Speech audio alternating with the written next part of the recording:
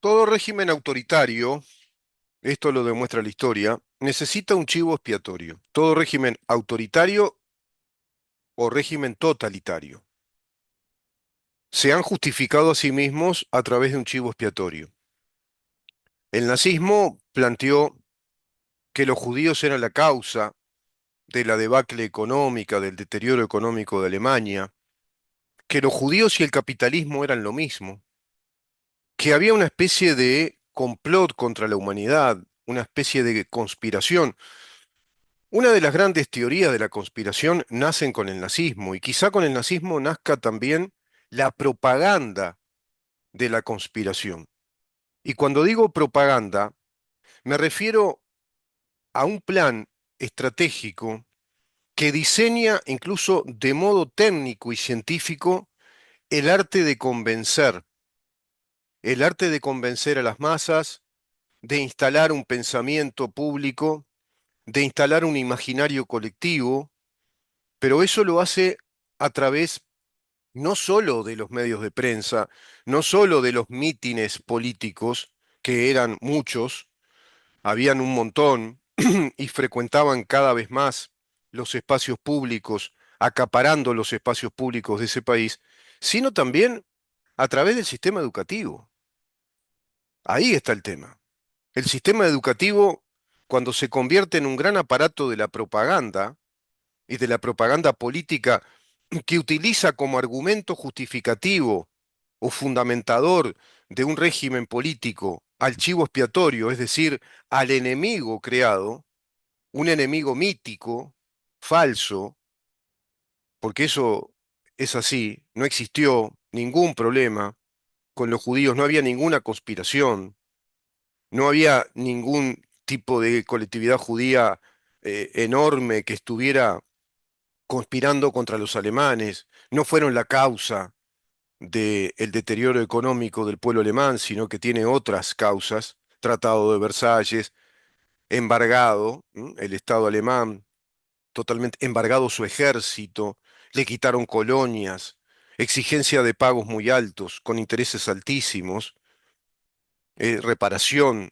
de daños de guerra después de la Primera Guerra Mundial. Fue un pésimo Tratado de Versalles, donde prácticamente se entregó a Alemania al deterioro, un castigo brutal. Pero eso de alguna manera se supera, comienza a superarlo aquella República de Weimar, que era una república floreciente, pero con muchas asimetrías sociales. Había mucha pobreza a raíz de los resultados de la Primera Guerra Mundial, de ese brutal embargo que se le hace a la propia Alemania de parte de los países europeos.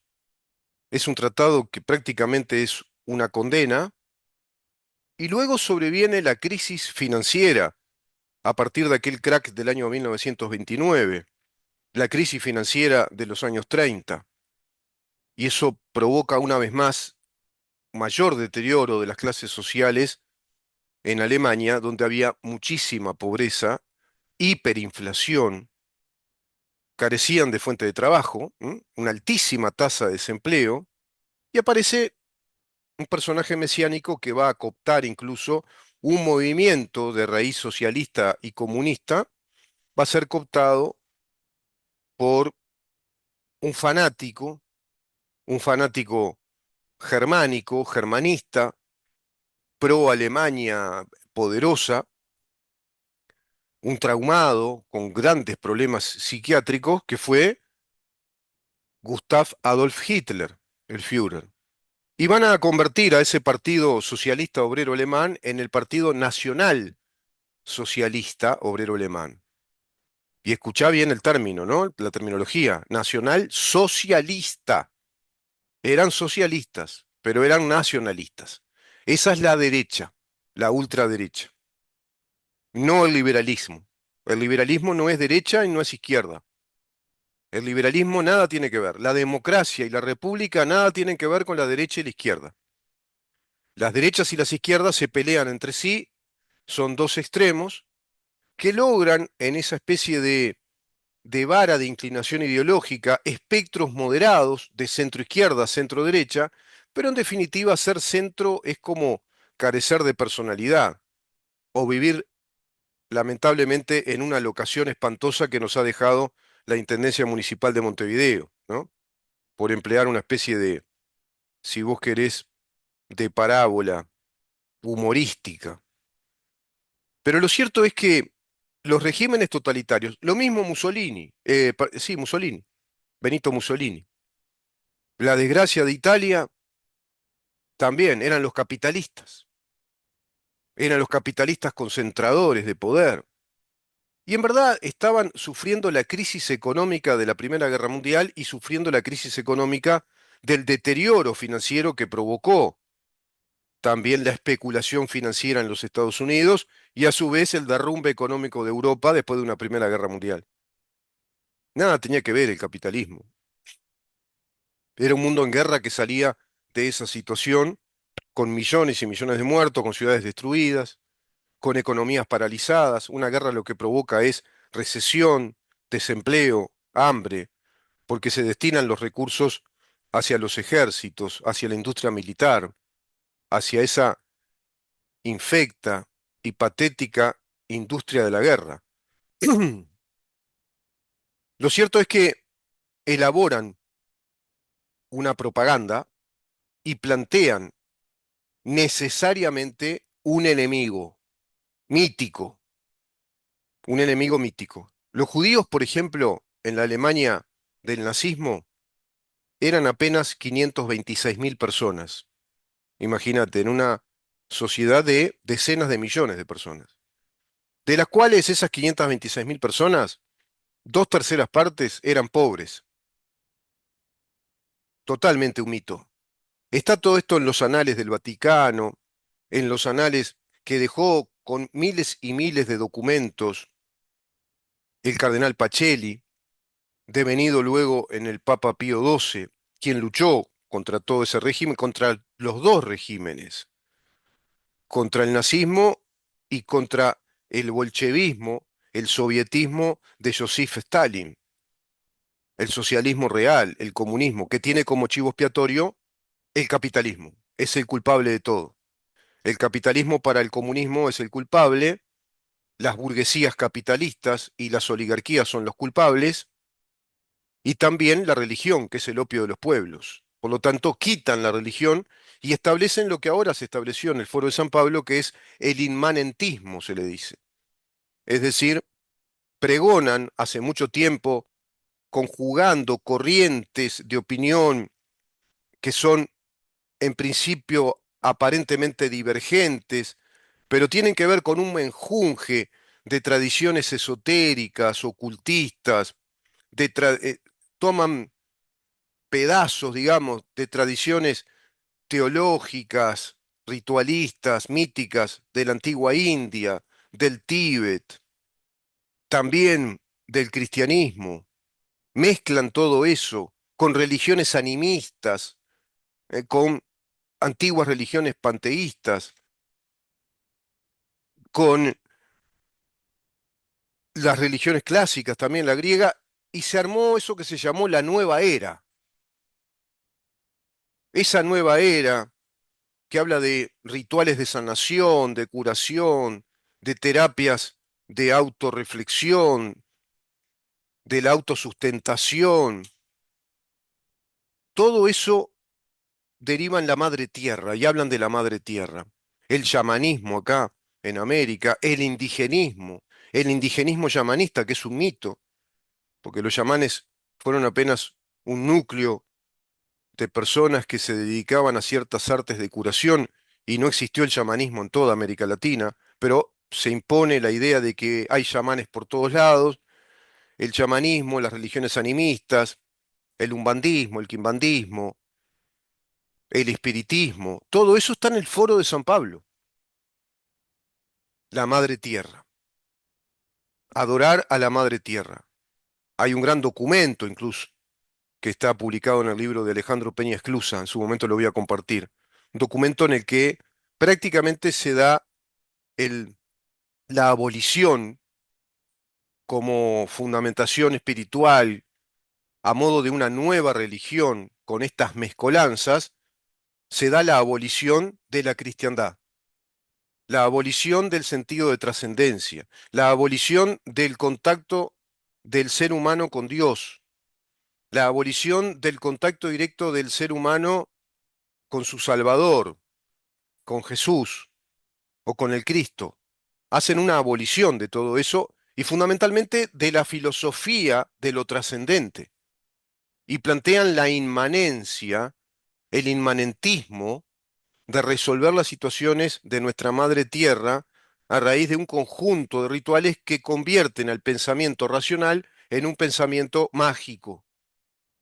Vamos hacia la Edad Media otra vez. Las masas devenidas en clones de un pensamiento mágico, más o menos previsibles todos, repitiendo lo mismo, y eso es sustentador, todo este caudal mitificado de abolición y de chivos expiatorios, es decir, las religiones son malas, el cristianismo fomentó la sociedad heteropatriarcal, segregacionista, discriminadora, los judíos son lo mismo que capitalismo y son especuladores y malos, el capitalismo es lo peor que hay, te empobrece, Estados Unidos es el imperio del capitalismo.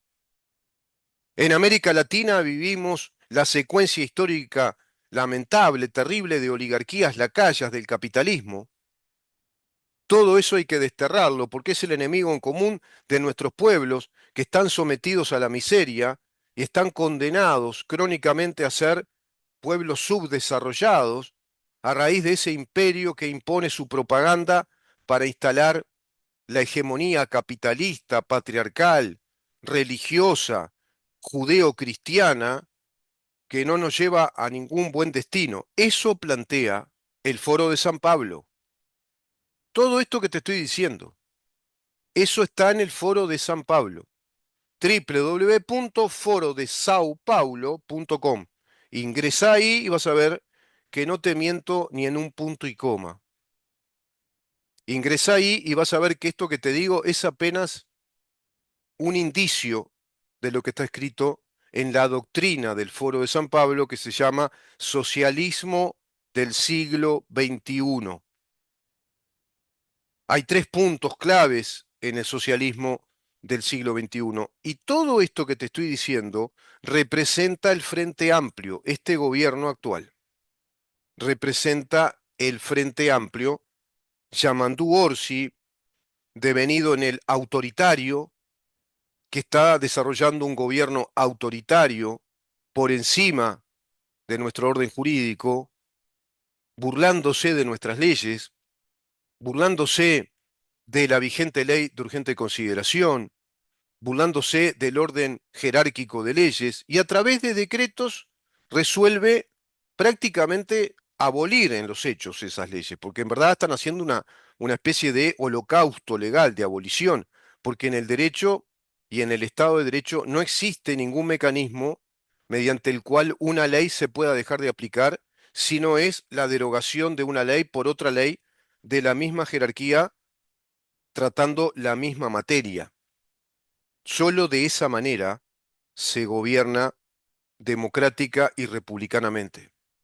En una república democrática, sostenida desde un Estado de Derecho, se gobierna respetando la jerarquía de las normas y la separación de los poderes. Bueno, Yamandu Orsi no lo hace. Creo que le dicen que no lo haga. Él no tiene idea de lo que está haciendo. Yo ahora incluso hay una miniatura de un video de ayer en el que nuestro productor Nahuel Esperanza puso típico Tupamaro. Eso me parece que está muy bien, es el típico Tupamaro de lo político por encima de lo jurídico. Vamos, muchachos, tienen que entender que la historia demuestra sobradamente que lo político siempre estuvo por encima de lo jurídico. Lo jurídico es una consecuencia de las situaciones políticas. Bueno, eso es Orsi, lo político por encima de lo jurídico. Entonces, yo le decía a Nahuel Esperanza, no, no pongas abajo, después de un muy buen título arriba, no pongas abajo, tiene ideas totalitarias, porque Orsi no tiene ideas. Es más, Orsi no sabe siquiera lo que son las ideas. Si le preguntan a Orsi ¿Qué es una idea, presidente? ¿Qué idea tiene? Pero primero, ¿qué es la idea? Lo metes en un brete que puede ser digno de filmar, sacar esos momentos y llevárselos a un gran creador del humor, un artista genial del humor a nivel fílmico, a nivel cinematográfico, como es Borat. Pero le llevas a sí, Borat dice, pero ¿por qué no me dijeron antes que había un personaje así real? ¿Por qué no me dijeron antes que esto existía de verdad? Que no soy yo solo que imagino que podrían existir personajes tan absurdos, viendo que la política mundial es muy absurda, que ya estamos en un estadio de decadencia cultural, civilizatoria, que nos lleva a este tipo de personajes, donde todo es muy decadente, descerebrado, muertos vivientes, gobernando y gobernados, zombies por todos lados. Y ya no les importa pensar, analizar, nada, se cansan, ¿viste? De todo se cansan. Hay que hacer videos cortitos, porque la gente ahora se cansa. Y además están acribillados por un mundo de cosas. Entonces, es evidente que este gobierno de Orsi está desarrollando la revolución socialista. No es exagerado, ¿eh? Plantean un chivo expiatorio,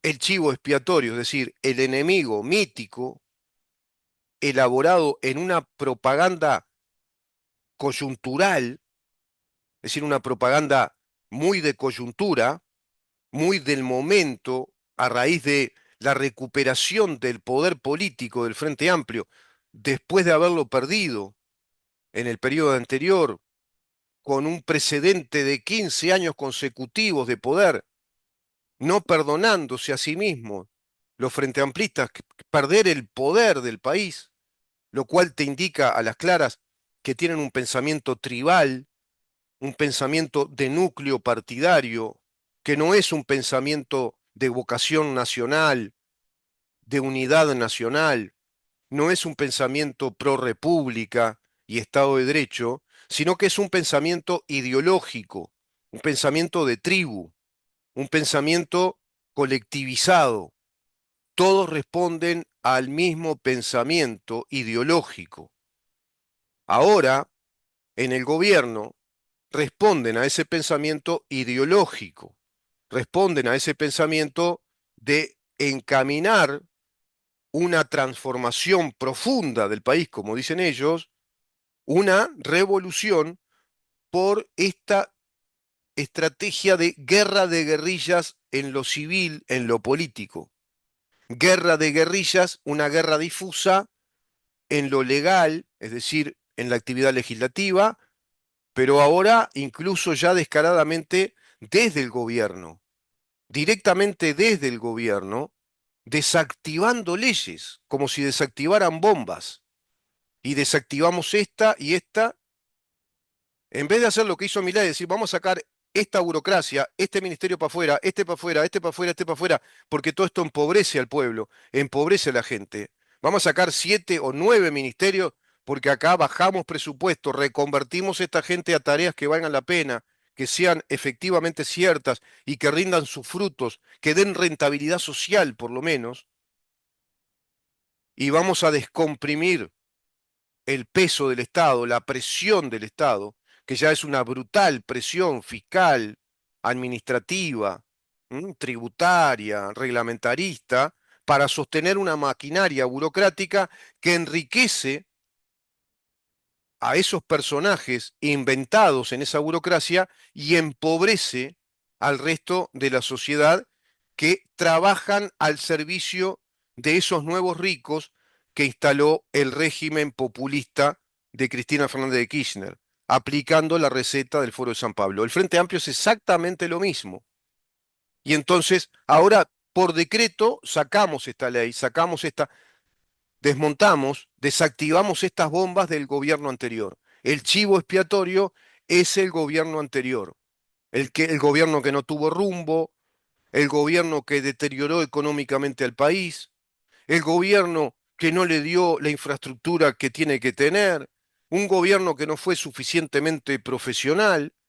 Y ahora este gobierno de Frente Amplio se plantea como un gobierno de gran renovación, transformación, de verdaderos agentes profesionales que nos van a modernizar el país a través de qué? De una inmensa burocracia y a su vez tapando el robo. Cecilia Cairo robó. ¿A quién? Al Estado, a todos nosotros.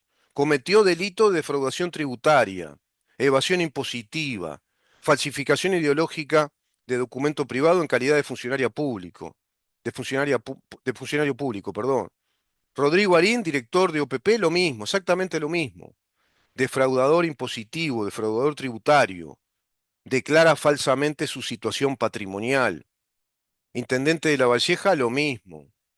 Instituto de Colonos, también lavado de activos.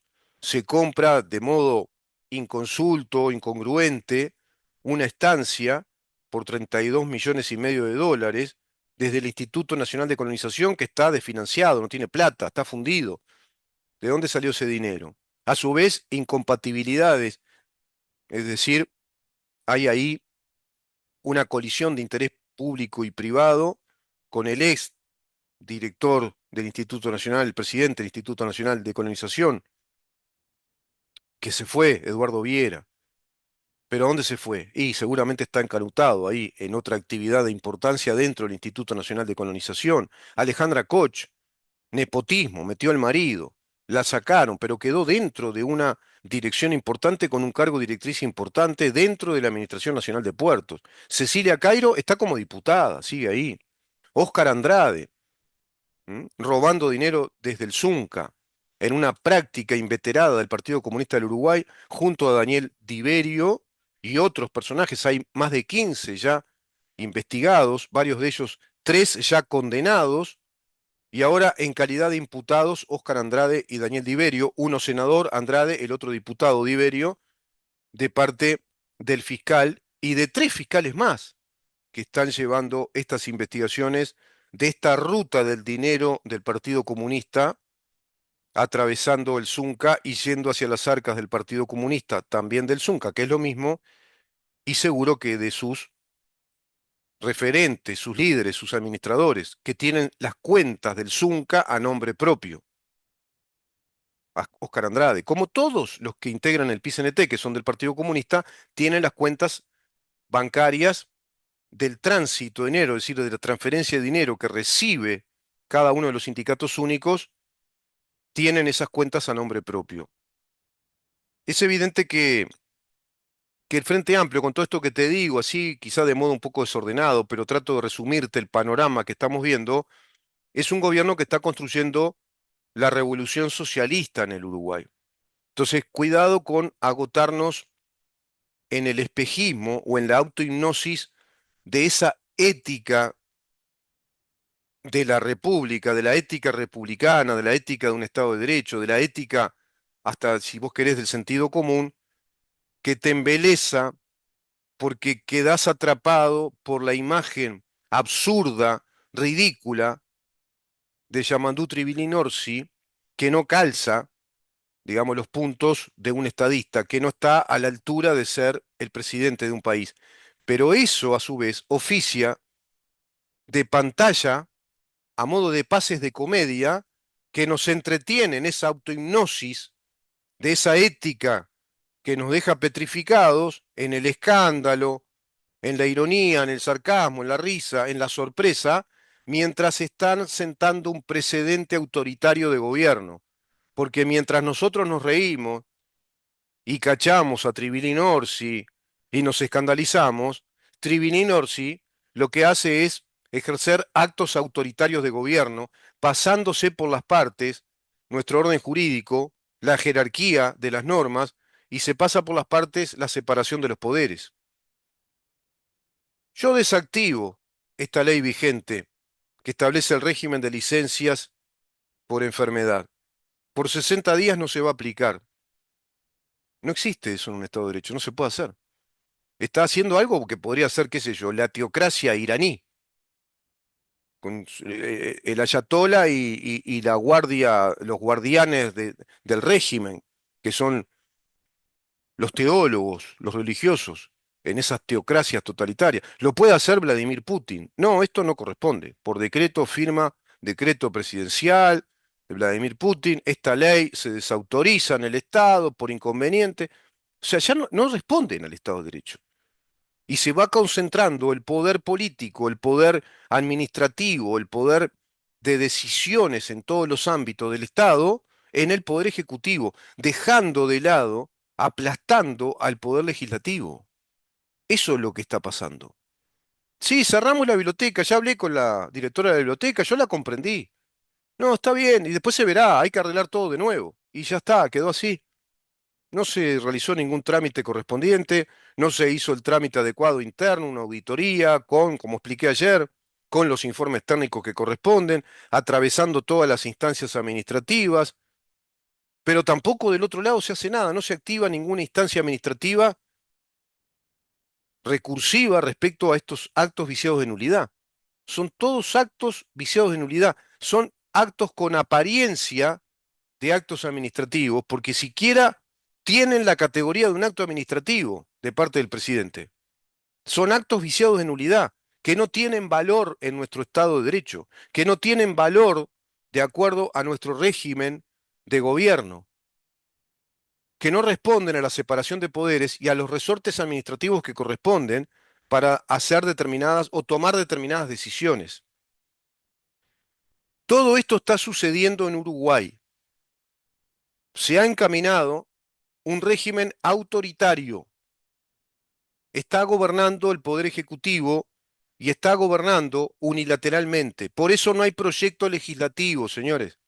Ahora van a seguir ahí sentados, parados, quietos, como personajes de Pirandello, los 6 personajes en busca de autor que no sabían qué hacer, iban por un lado, para el otro, no sabían, se neutralizaban porque no encontraban el autor, no encontraban el libreto, no encontraban su sentido, su propósito. No entendían cuál era el propósito de sus vidas. ¿Ustedes están entendiendo cuál es el propósito de sus vidas hoy por hoy como legisladores de esta supuesta República Oriental del Uruguay? Porque el Poder Ejecutivo ya no los escucha.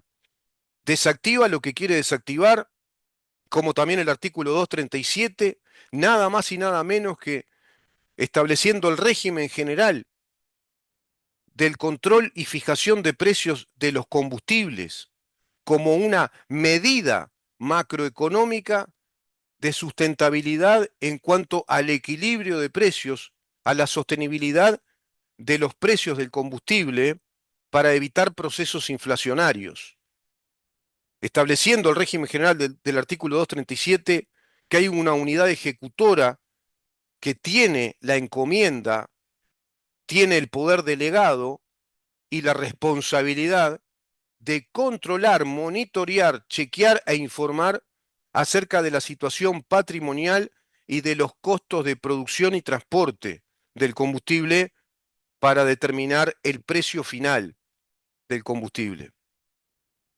Y a su vez, establecer la necesidad de los acopios de crudo, la cantidad de compras, fijar los precios de acuerdo al precio de la paridad de importación que hay en el mercado internacional de la importación del petróleo.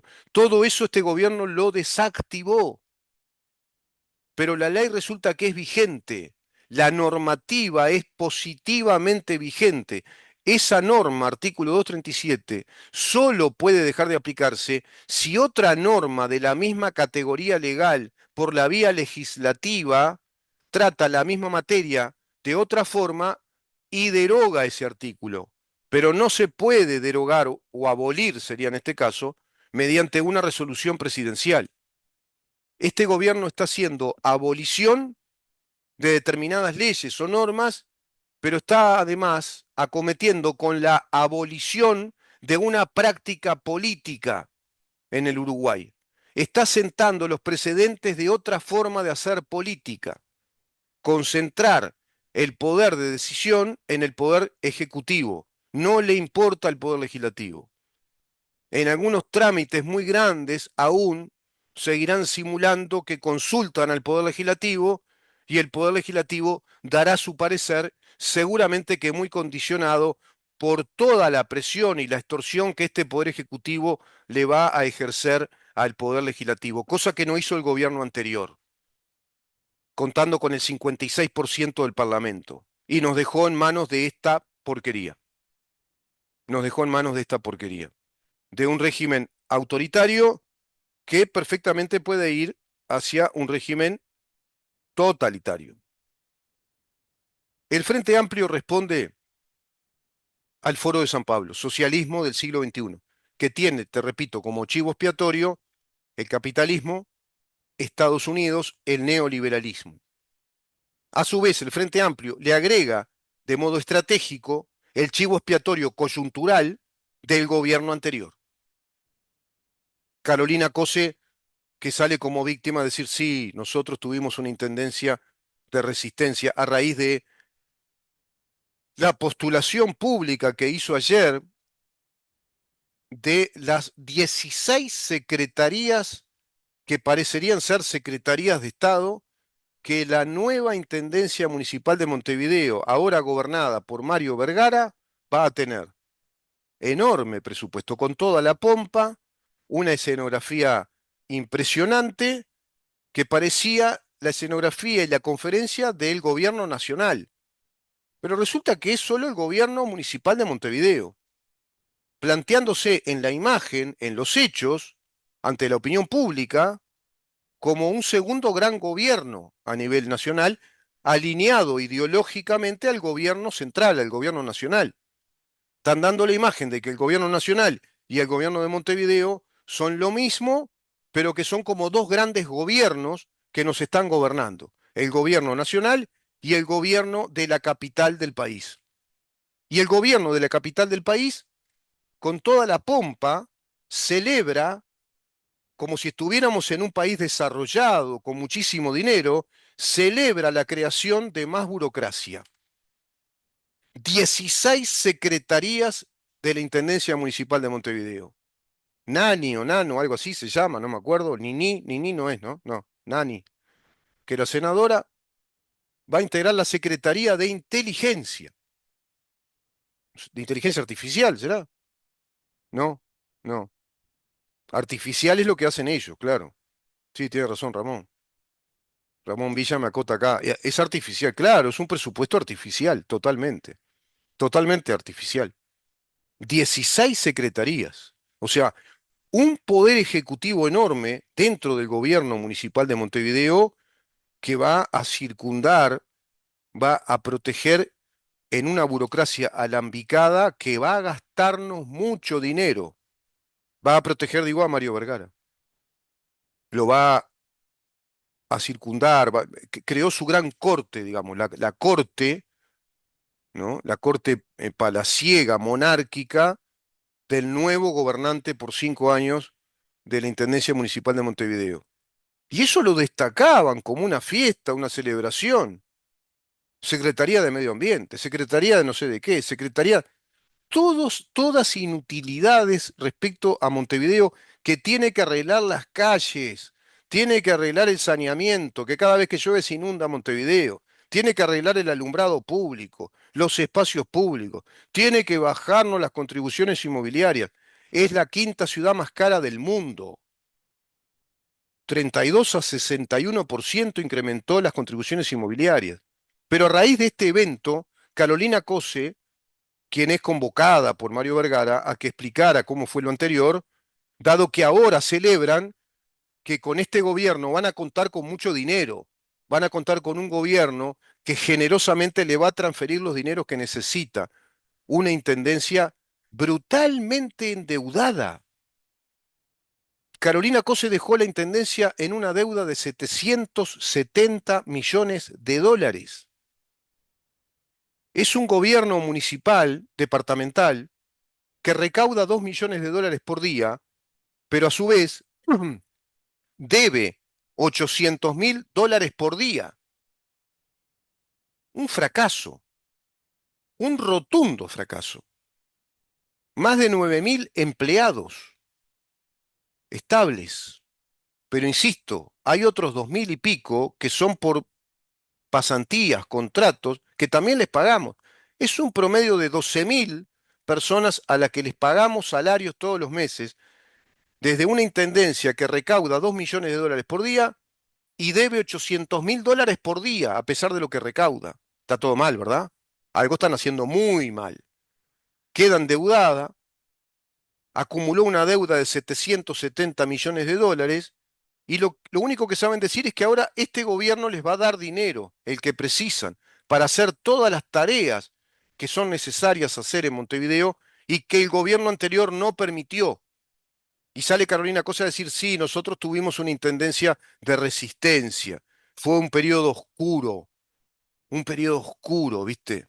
El periodo anterior con un gobierno que fue inhóspito, porque estableció con la regla fiscal planes de emergencia, mezcló regla fiscal, planes de emergencia. Los planes de emergencia tuvieron que ver con los 2 años de pandemia, entonces ya mezclan todo, burlándose de nuestra inteligencia, burlándose de la opinión pública, a sabiendas de que la gran mayoría no tiene la más mínima idea de todo esto, y basta que pase un año o dos, que ya olvidaron lo que sucedió y le mezclan todas las situaciones, mezclan todo en un bolo alimentario de la propaganda que hacen, y eso lo arrojan, lo vomitan a la opinión pública.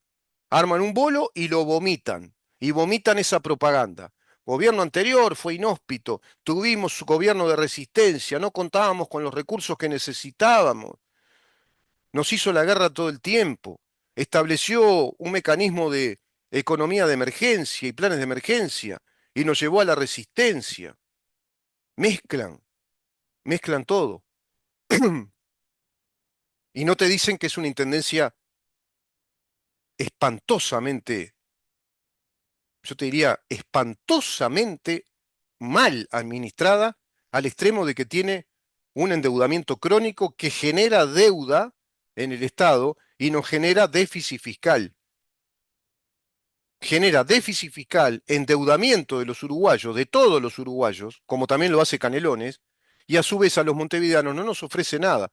Lo único que nos ofrece es una vida más cara, cada vez más cara, con espacios públicos tomados, con violencia pública, una ciudad en la cual no se puede transitar mucho en las noches, vandalizada, con un estado de las calles que es lamentable. Lo mismo sucede con la iluminación, con los espacios públicos. El saneamiento es lamentable y es muy caro. Todo es muy caro. Sistema de recolección espantoso, son basureros por todos lados.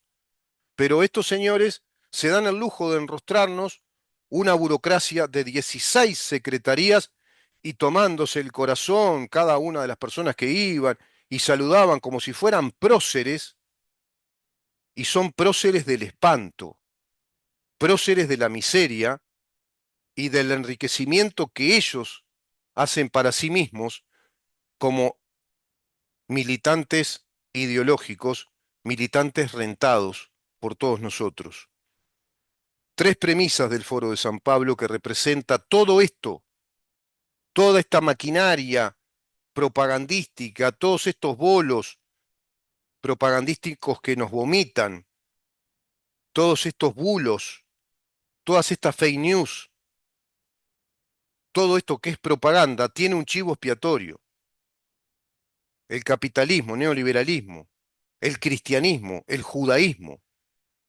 Ellos están a favor de Palestina, la Palestina que reclama el régimen del Ayatollah. En su momento te voy a explicar de qué se trata eso. A través de una revolución armada en 1979, usurpan el poder político del Shah de Irán, que son una dinastía persa muy antigua y que tenían un régimen de monarquía parlamentaria, como el que tiene España, y establecieron un régimen teocrático totalitario. Y está la guardia del Ayatollah, del Al-Ayatollah, que son los Quds, que es una guardia religiosa y militar. Es un régimen totalitario, teocrático, que plantea como chivos expiatorios el odio, luchan contra el judaísmo, el cristianismo, el capitalismo, por supuesto Occidente todo, y contra el comunismo, incluso. Increíble la alianza que hay entre Irán y el régimen bolivariano de Venezuela, que fue aquella alianza que hizo Hugo Chávez Frías con Ahmadinejad, o algo, nunca me sale el nombre, que era el, el presidente en aquel entonces de Irán, que representaba este régimen de los ayatollah, Ahmadinejad o algo así. Bueno, todo eso está representando el Frente Amplio, todos esos chivos expiatorios, contra el capitalismo, contra el neoliberalismo, contra el judeocristianismo, que representa el capitalismo y Estados Unidos, contra el mundo occidental, contra nuestra civilización, alineados al mundo palestino, que representa a este régimen del ayatolá de Irán, que ataca todos los días un Estado como Israel, todos los días tiran misiles, que tienen diseminados grupos terroristas por todos lados. Tres premisas del Foro de San Pablo. Primero, crear modelos políticos de integración continental. Segundo, estos modelos son democracias populares y participativas de solidaridad popular que se apartarán de las premisas del capitalismo y el neoliberalismo. Foro de San Pablo. Tres, que dichos modelos políticos se emanciparán del imperialismo de los Estados Unidos y de sus oligarquías lacayas y concentradoras del poder económico y político. Plantea el Foro de San Pablo, Socialismo del siglo XXI, Frente Amplio acá en Uruguay, plantean una revolución popular por la vía legal y pacífica, una revolución cultural marxista en nuestros países, tomando en cuenta un conjunto de estrategias políticas muy violentas, con violencia física, violencia social, ética, institucional, acá en Uruguay. Es muy violento lo que está haciendo Yamandu Gorsi para con nuestro Estado de Derecho en nuestra República. Es muy violento institucionalmente, es muy violento legalmente, es muy violento políticamente lo que hace este gobierno autoritario.